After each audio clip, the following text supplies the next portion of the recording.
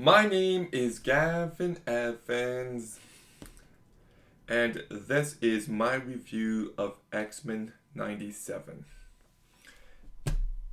And here's the deal. This show is not made for me. I could never get into the 90s X-Men show. I tried plenty of times. I just thought it sucked, even as a kid.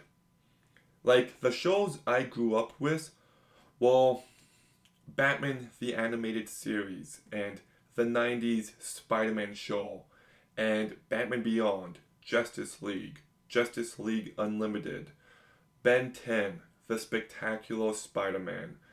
And when we're talking about X-Men shows, I grew up with X-Men Evolution and Wolverine and the X-Men. But everybody thought that this season was just incredible. So I gave it a shot and it's not good. It's not good. I did not like it at all. But let's begin by talking about the cast and characters. And Ray Chase as Cyclops I thought was very underwhelming. He just didn't bring enough character to Cyclops and he doesn't really stand out. I do appreciate how Cyclops has more to do here than he does in the movies, but I still don't really care for him as a character. There's one moment where he's getting interviewed by someone where he starts to stand out, but in the next scene I was back to not caring again. Jennifer Hale as Jean Grey does a fine job, I guess. Episode 3 is where she stands out most because she has a lot to do, but I don't really think Jean is all that interesting here. They get into this cloning plot that I just could not care less about. Alison Seeley Smith as Storm does a fine job. There is a nice character beat to Storm at the end of episode 2, but the way she gets reintroduced into the storyline I thought was really poorly done, and by the end she just gets lost in the ensemble. Cal Dodd as Wolverine sucked. Like, I did not like this take on Wolverine at all. Lenore Zan as Warg, I actually thought did a pretty good job. She was probably the standout character for me. I thought she was compelling, and I thought there was actual depth to her. But that said, that one scene teasing a romance between her and Magneto, what? Like, that moment completely took me out of it. Matthew Waterston as Magneto does a fine job. I'll talk more about this in just a moment, but I just feel like there's really nothing that can be done with this character that we haven't already seen a bunch already. Ross Macron as Xavier, I thought was very flat. I did not like this take on Xavier at all. So I was pretty underwhelmed by both the cast and the characters. Like, most of the characters just aren't interesting, and I didn't care about them. Like, in the second last episode, there are moments where friends are fighting each other, and it should have some sort of weight behind it, but it just doesn't. I don't care.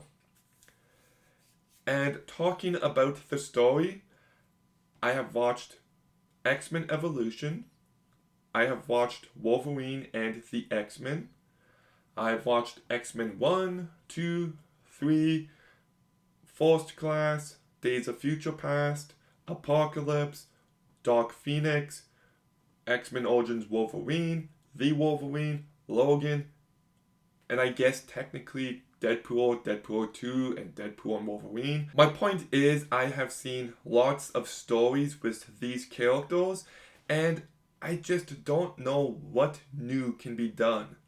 Like the entire angle of mutants against the humans. It's an interesting dynamic, but at this point in 2024, I feel like it's played out. And there are ideas of prejudice and discrimination and people getting radicalized. But I've seen it all done before, and I've seen it done better. And I just don't think this story is particularly effective. And I found it very unengaging. And to me, by the end, it kind of turns into a bunch of convoluted nonsense that I couldn't care less about. It ends on a cliffhanger, and my reaction was, I don't care. And like, even the action I thought was rather bad. There's not a single fight scene that stands out. The animation looks fine, but it's not my favorite style. But all that said, there are a couple episodes that I got entertainment from. My favorite one being, I think it's episode 3 where Jean turns evil. Like, not a great episode, but entertaining enough. And episode 5, I think, Remember Me, I thought was a pretty decent episode, but as a whole, this season was just completely underwhelming.